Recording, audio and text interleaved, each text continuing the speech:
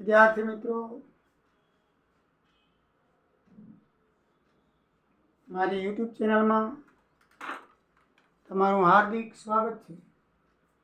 આજે આપણે ટેક્સેશન 2ની અંદર યુનિટ 2માં કેપિટલ ગેઇન્સમાં ઉદાહરણ નંબર 5 એ દાખલો જોઈશું. એ ફાઇનાન્શિયલ એક્ટ 2018 મુજબનો છે. એમાં લાંબા ગાળાનો નફો શોધવાનો છે, જે આપણે શોધીએ. મિત્રો, તેની રકમ તમારા પાન નંબર 119 ઉપર આપેલી છે. દાખલાની રકમ આ મુજબ છે.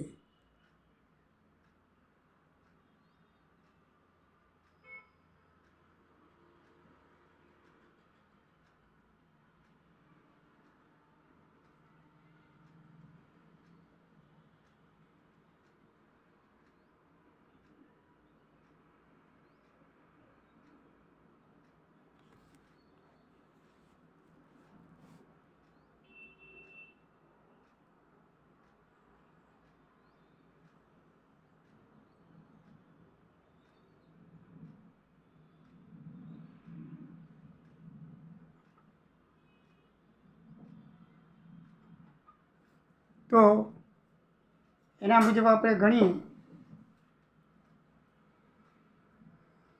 હવે ફાઇનાન્શિયલ એક્ટ 2018 મુજબ શું છે કે એમાં 2 સ્ટેપ આપવામાં આવ્યા છે.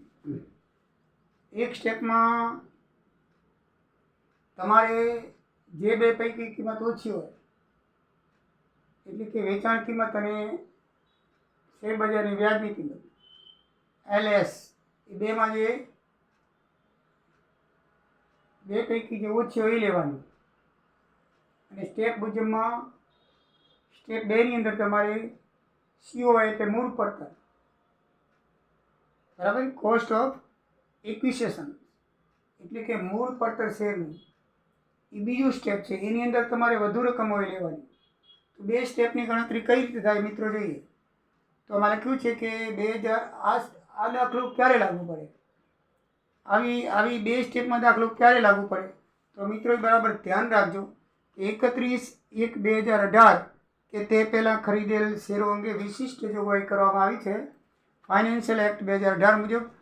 એવું જ્યારે દાખલામાં દીધેલું હોય કે 31/1/2018 પહેલાંની તારીખો હોય, ત્યારે આ મુજબ દાખલો ગણો. નહીંતર આપણે તો પહેલાં ગણી ગયા છીએ, પણ એમાં એ રીતે ગણાશે નહીં. એટલે 2018ની ફાઇનાન્શિયલ એક્ટની જે જોગવાઈ હેઠળ દાખલો પૂછાય, એટલે કે એમાં લેણ દેણ છે ને એ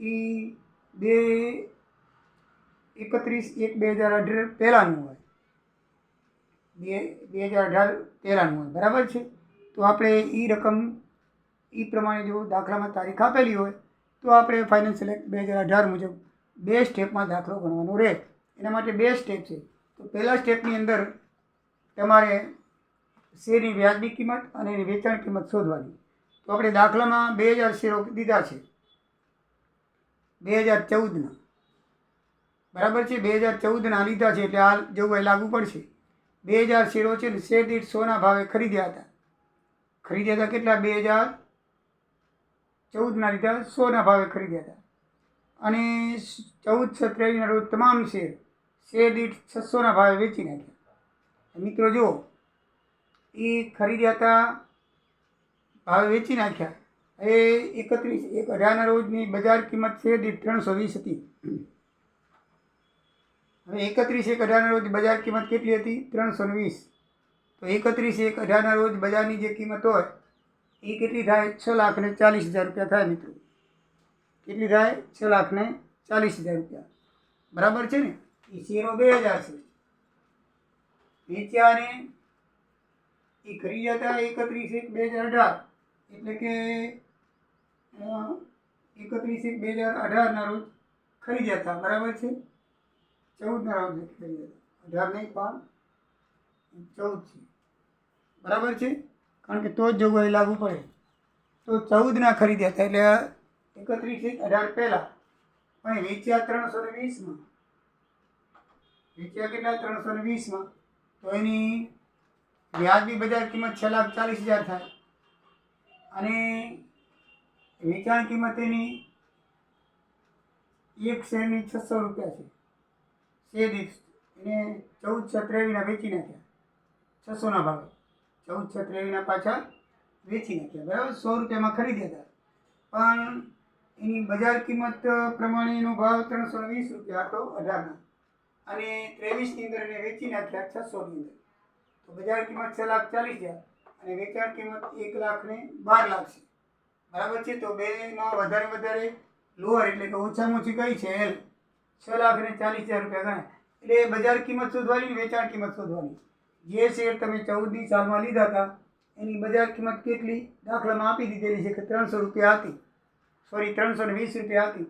તો 6,40,000 મિત્રોની બજાર કિંમત થઈ.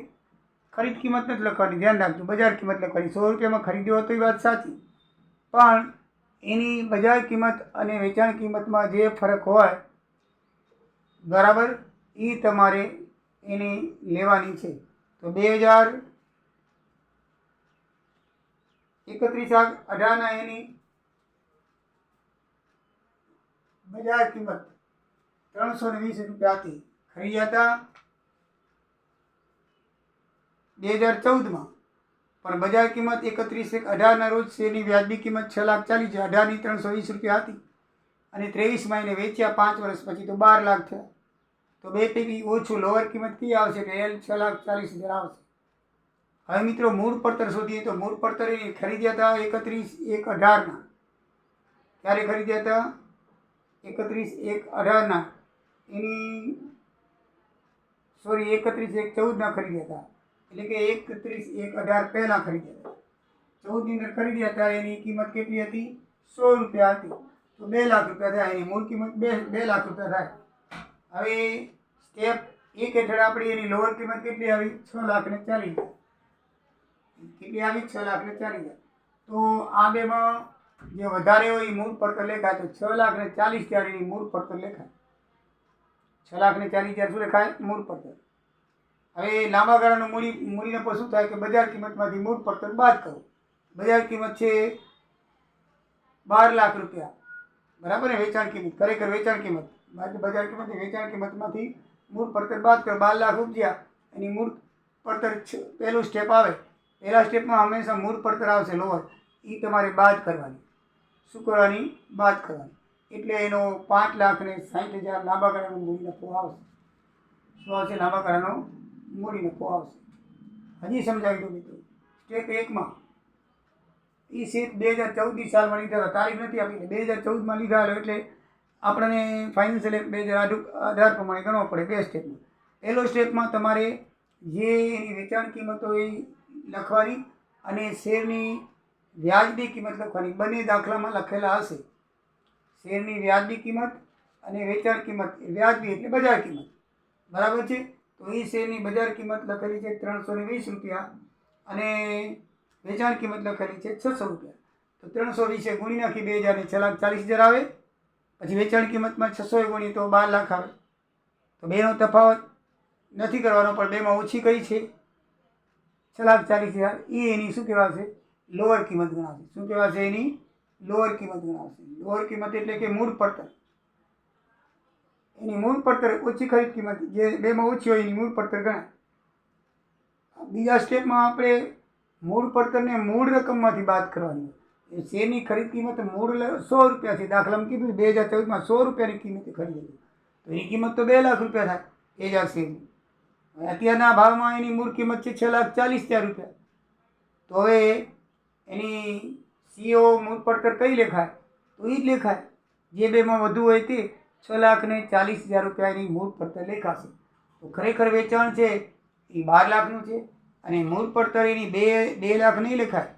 સ્ટેપ 2 મુજબ જે આવીને એ લેખાશે સીએઓ, બરાબર છે. એસ ઓછા સીએઓ. એસ એટલે ખરેખર વેચાણ અને બાદ સીએઓ, બરાબર છે. એટલે 6,40,000, 5,60,000 રૂપિયા એનો લાંબા ગાળાનો મૂડી નફો થાય. હવે લાંબા ગાળાના મૂડી નફા ઉપર મિત્રો આપણે જો ટેક્સ ગણવો હોય તો એવી જોગવાઈ છે કાયદાની આવકવેરાની કે એને 1 લાખ સુધી કરમુક્તિ આપી. લાંબા ગાળાના મૂડી નફા 1 લાખ કરમુક્તિ આપી જોગવાઈમાં. એટલે 5,60,000માંથી 1 લાખ કરમુક્તિ ગઈ. એટલે કરપાત્ર નફો કેટલો રહ્યો? 4,60,000. એમાં સરચાર્જ લાગુ તો પડતો નથી, એટલે આપણે 4% શેષ 4,60,000ના આવકવેરો કેટલો છે 4,60,000 છે, એના 10% આવકવેરો ભરવાનો હોય. એનો વ્યાજ એનો દર કેટલો છે આવકવેરાનો? લાંબા ગાળાના મૂડી પર નફા ઉપર આવકવેરાનો દર છે 10% આવકવેરો ભરવો પડે. એટલે 4,60,000 10% 46,000 ભરવું પડે. એના પર 4% એજ્યુકેશન અને હેલ્થ સેસ ભરવી પડે. 4% એટલે 1,840 થાય 46,000. એટલે કુલ આવકવેરાની રકમ 47,800 રૂપિયા ચૂકવવાની રહે મિત્રો. આવકવેરો કઈ રીતે ગણાય છે આપણે જોયું છે કે લાંબા ગાળાનો નફો છે મિત્રો 5,60,000, એ આપણે શોધ્યો. એમાં 1 લાખ એને કરમુક્તિ મળે, નિયમ મુજબ આપણે આગળ જોઈ ગયા છીએ. એટલે 4,60,000 ઉપર એને 10% લેખે આવકવેરો ભરવો પડે. કેટલા ટકા લેખે ભરવાનો હોય છે? 10%. આવકવેરાની ગણતરી કર્યા પછી આપણે જે રકમ ચોખ્ખી કરપાત્ર વધે એના 10%, એટલે 4,60,000 10% 46,000 થાય. એની આવક 46,000 ભરવો પડશે, એના પર 4% શેષ, તો 47,840 રૂપિયાની આવકવેરો ભરવાનો થાય. લાંબા ગાળાનો મૂડી નફો 5,60,000 થાય. આ એનો જવાબ આવે.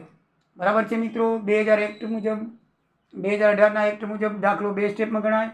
પહેલા સ્ટેપની અંદર તમારે એની બજાર કિંમત અને વેચાણ કિંમતનો તફાવત શોધવાનો છે. એમાં જે સૌથી ઓછી હોય એને એલ કહેવાય. બીજા સ્ટેપમાં તમારે મૂળ કિંમત અને સ્ટેપ 1 પ્રમાણે જે લોઅર કિંમત આવી એટલે હાલની મૂળ કિંમત પહેલાંની મૂળ કિંમત, એટલે કે 31/2014ની અંદર તમે ખરીદ્યો હતો ત્યારે મૂળ કિંમત 100 રૂપિયા હતી 31/18 પહેલાં. બરાબર, તે 2000 ગુણ્યા 2 લાખ રૂપિયા આવ્યા. અને અત્યારે એની મૂળ કિંમત સ્ટેપ 1 નંબર પ્રમાણે 6,40,000. આ બે જેમાં વધારે હોય ને એને સીઓ કહેવાય. હવે સીઓ તો લાંબા ગાળા નફો તો ખરેખર એસ માઇનસ સીઓ થાય તો 12 લાખ છે એસ વેચાણ. બરાબર છે. અને એમાંથી સીઓ 6,40,000 બાદ કરો એટલે 5,60,000 મૂડી નફો આવે. હવે તમને ખબર પડી ગઈ છે મૂડી નફો કેવી રીતે શોધાય. 2 સ્ટેપમાં શોધાય. મૂડી નફો શોધ્યા પછી 1 લાખ કરમુક્તિ બાદ કરો, એના 10% આવકવેરો ગણાય અને એને 4% શેષ ઉમેરો એટલે કુલ આવકવેરાની રકમ આવી જાય. તો મિત્રો તમને બરાબર ખબર પડી ગઈ હશે. નેક્સ્ટ પછી બીજા દાખલા જોઈશું. આવજો. જય સિયારામ, જય દ્વારિકાધીશ.